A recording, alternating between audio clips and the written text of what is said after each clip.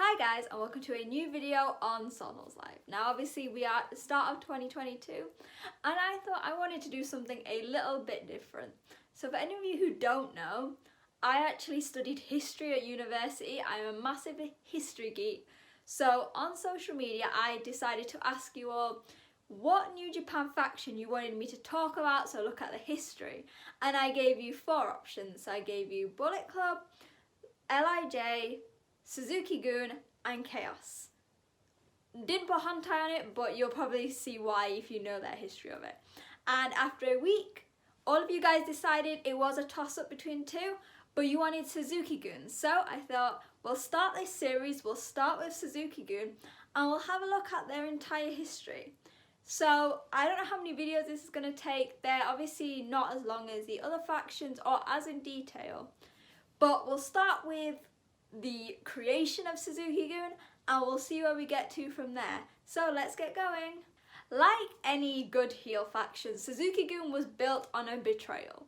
And for any of you who don't know the history of Suzuki Gun, it actually used to be called Kojima Gun and was created in 2010 by, you guessed it, none other than Satoshi Kojima. And for any of you who are very confused by this, Satoshi Kojima used to be badass. Like, he's badass now, but he was like a proper heel. People didn't like him. And so Kojima Gun came about because in 2010, Taichi, who at this point was still a junior heavyweight, had just come back from an excursion or his time in CMLL.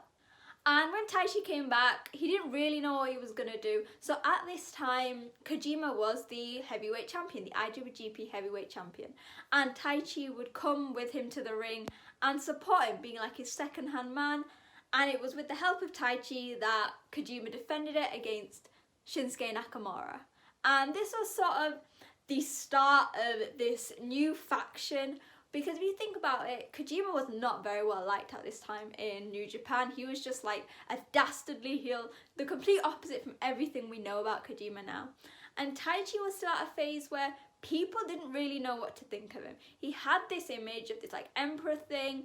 He was doing quite well in like his matches, but there wasn't a real connection to him now. So to have 2 people that have a massive chip on their shoulder work together, it just seemed like the perfect combination. So in December 2020, this was obviously when that all started, and they were later joined by 2 new members.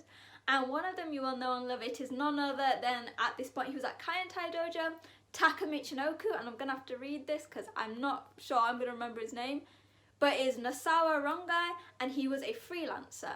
And then in January 2011, that's when Kojima was like, yes, we have a brand new faction and it is called Kojima Gun. And this was sort of the start. From there we had some new guys come in, so MVP was one of them, and they were like a very solid faction that really at the time was quite a big thing. Like, we didn't really have, especially in terms of like with guys like Kojima at the top, this was very brand new and it just seemed like the perfect start to a faction who prides itself on causing a bit of chaos. Not chaos though.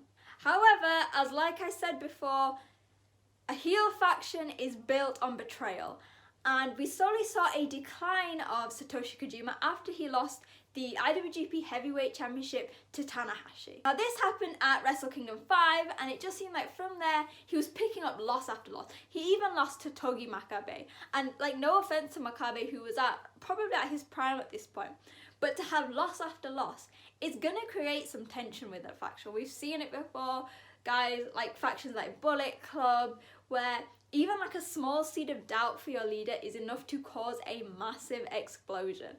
And this was exactly what happened within Kojima Gun. And in particular, it was this match against Makabe where everything just sort of went to shit. So after Kojima lost the match, Taka and Taichi came out, and many people just assumed it was to support their leader, like he gets losses. No.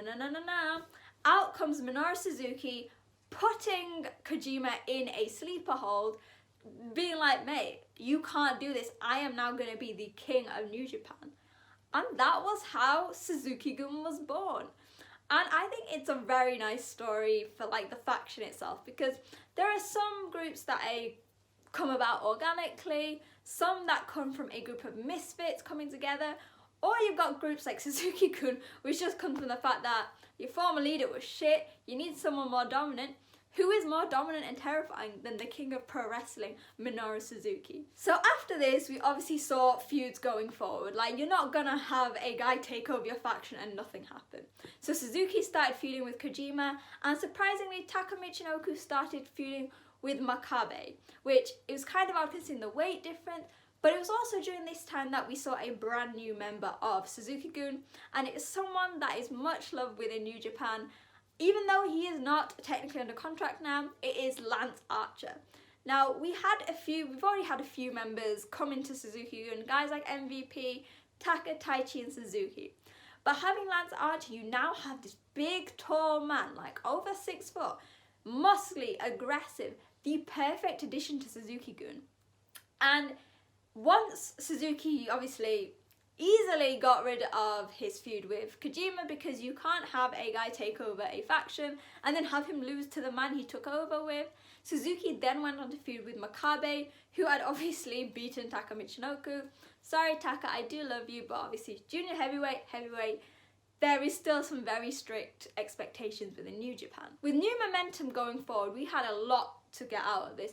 We had Suzuki and Lance Archer taking part in World Tag League, Taka Michinoku taking part in the Best of Super Junior, and we had Suzuki having his IWGP Heavyweight Championship match against Hiroshi Tanahashi.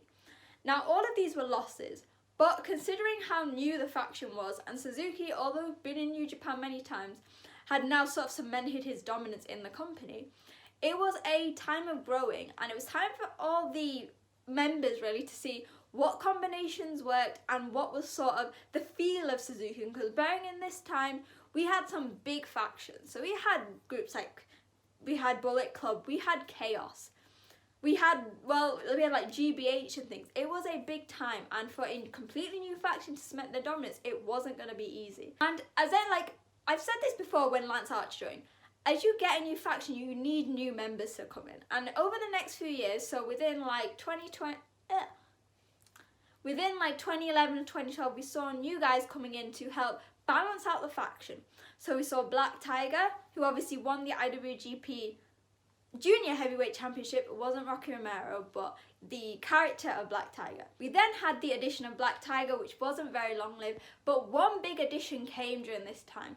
And this was in August when we saw the debut, or he came into Suzuki Gun, and that was Harry Smith, or as we all know and love him, Davey Boy Smith Jr. Wrestling legend, like his family name surpasses himself. And this helped to sort of create new teams within Suzuki. And we'd always had Taka and Taichi together, Suzuki and Lance Archer. However, we all know Suzuki is a singles guy, and with Davey Boy Smith Jr. here, and his power and like athleticism combined with Lance Archer, they quickly became an extremely formidable team. And you suddenly went from having a few guys in each division to having someone everywhere. You had guys challenging for those heavyweight titles, the heavyweight tag titles, the heavyweight junior titles, and the singles junior titles. It was beginning to all come together just within like a year and a half of the faction coming together. In particular, this was when the dominance of the Killer Elite Squad, so that is Lance Archer and Davey Boy Smith, really came together. They finally got their hands on the IWGP Heavyweight Tag titles, beating the legendary team that is Tenkoji.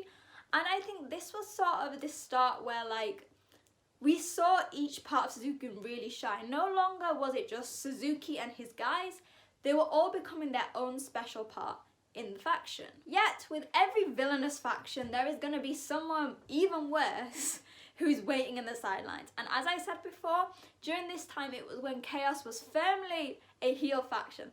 Led by Shinsuke Nakamura, they were the OG outcasts.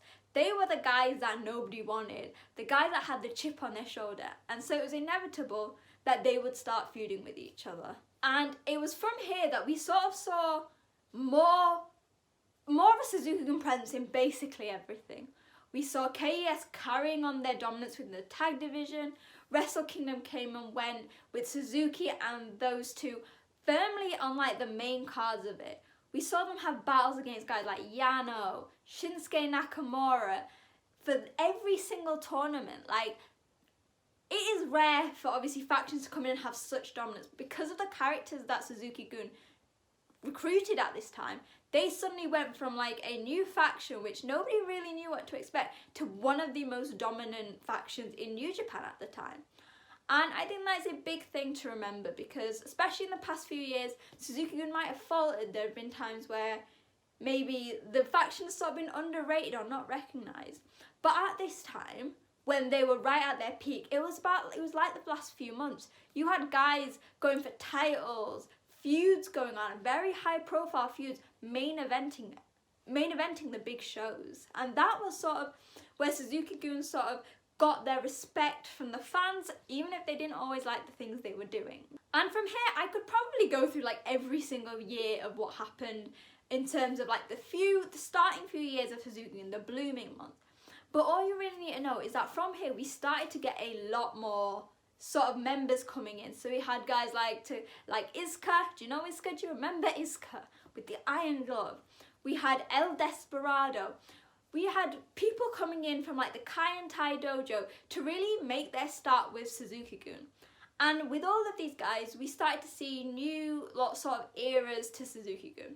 So especially with the likes of El Desperado, a New Japan boy born and bred, went through the dojo. When he came back from his excursion, oddly enough, if any of you remember, he was teaming with Kota Ibushi. He was like, he still had the same mask, but he was like this happy-go-lucky guy who came out playing guitar.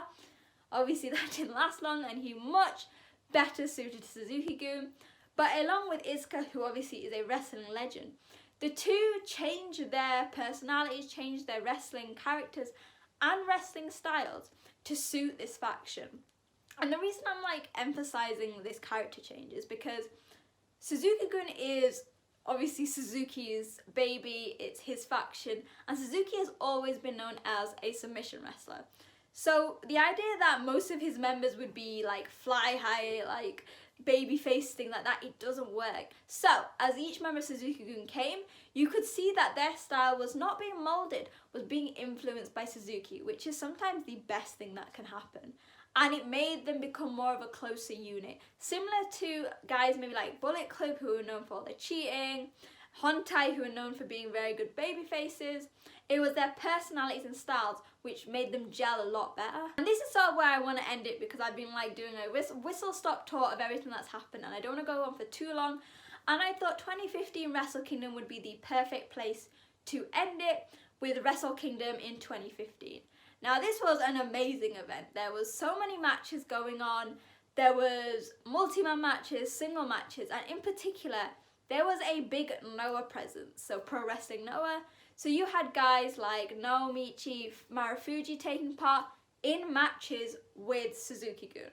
And why is this important? Well, basically after this match, Suzuki Gun waged war on Pro Wrestling Noah and Marufuji, and it led to what is now known as the Suzuki Gun invasion of Noah. And that is, I think, the second, if I count it in like chapters for Suzuki Gun, this is the second chapter of the Suzuki Gun era. And I think the perfect place to start our next video on. So yeah, that is part one of my Suzuki Gun history book. I guess you could say. I've not written it myself, but if you know what I mean. We started with a faction led by Kojima. Betrayal obviously led to Suzuki becoming the leader, and we saw new wrestlers make their mark as part of Suzuki Gun. We saw titles, tournaments, grudge matches, everything in between, from a bunch of guys who before this time were very underrated, maybe not as prominent and on the card as we expected, but when they came together they created this perfect tight-knit faction, and that is what helped the success of Suzuki Gun in the upcoming years. So hopefully you enjoyed my video. Like I said, I'm not a wrestling historian, so this was me doing a bit of research and wanting to tie my love of research and my love of wrestling. I don't know if you guys will enjoy it or if you want a second part, but please let me know in the comments what you thought. Is there anything new that you found out, or is there anything that you'd like to know specifically in my next video for the next few years in Suzuki Gun's life? As always, make sure to follow me at wrestling_chat on Twitter. Chat to me there. Leave comments down below. Tell me what you thought of this video, if you sort of like this idea. And yeah, make sure as always, like, share, and hit that subscribe button, and I will see you guys soon. Bye!